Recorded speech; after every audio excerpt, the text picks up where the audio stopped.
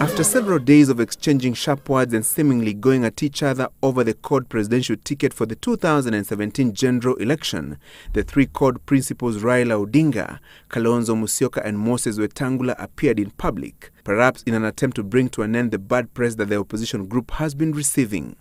Our coming today together, the three of us here, was to make a statement. And I was telling my friend Raila and Weta, even if we don't speak, we have made a statement. And I want the media to help us.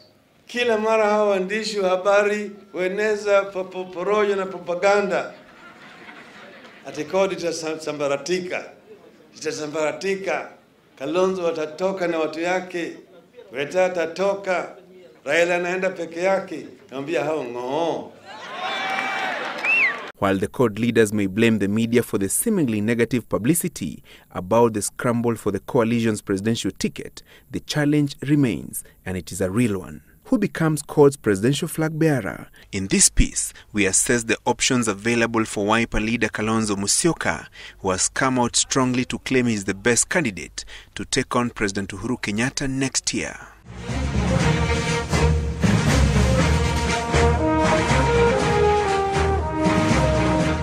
Safari hii niko tayari kwenda namba 1. For many political observers, Musyoka's recent remarks have painted the picture of a man who has adopted a now or never stance. He's also aging, he's growing older.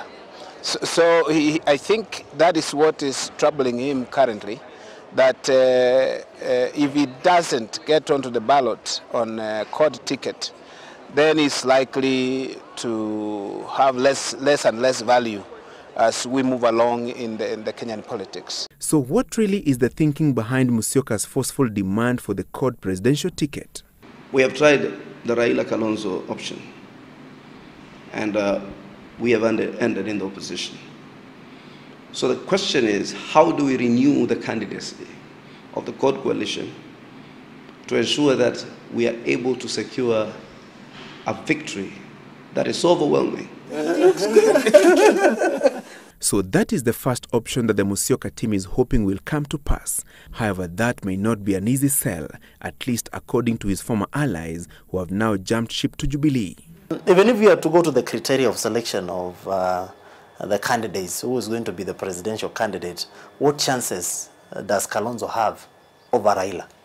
You can do the political mapping of the country in terms of popularity. Raila will be number 1. You can do the financial part. Raila will be in the forefront. Get any criteria. You know, when you're competing, you look at your unique selling point or unique advantage. What unique advantage has Kalonzo have over Raila in terms of winning the presidential candidature of CORD? The chances are very slim. Everything is not favoring Kalonzo in terms of monetary numbers, and also for voters. It is hard truth.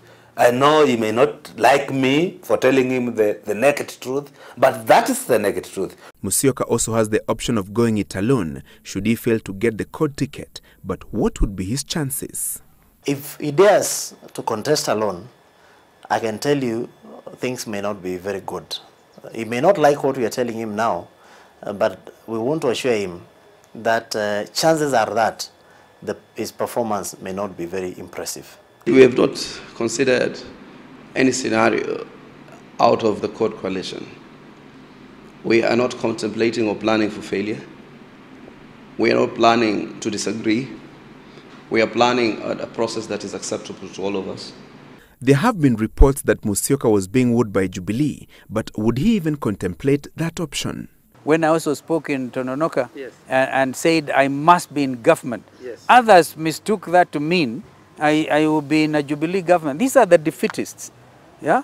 They already think in their own mind Jubilee has won. Jubilee is not an option for him for obvious reasons. The doors in Jubilee, as Kenyans are aware, they are locked up to 2032. And therefore, since the doors are locked, it is not possible for anybody to have an option in Jubilee for now. It is our wish that the coalition stays together. Of course, even if the principal candidates of the coalition go by their own, it will be an automatic win to Jubilee.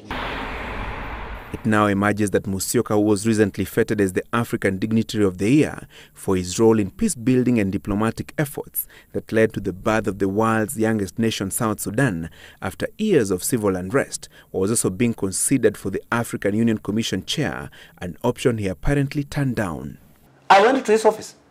I sat with him and I told him the best entry point, not even the ministerial post, the best entry point for Kalonzo was African Union Commission chairmanship. That is a very prestigious position. Actually, I would say at the status of the presidency of any other country. And this is what that was a springboard for Kalonzo. I don't know what he thought. Maybe he saw that Joe Matambo is a joker. But I told him, this is yours to refuse. And honestly, he refused.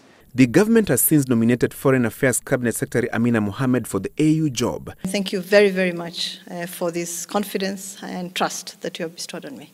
Should Amina be successful in her quest to be AU Commission Chair, the Foreign Affairs docket, which Musyoka has held before, will fall vacant. Would that be an option for him? Mimi kuacha code kwenda Jubilee ni jambo ambalo linanipa wasiwasi mwingi.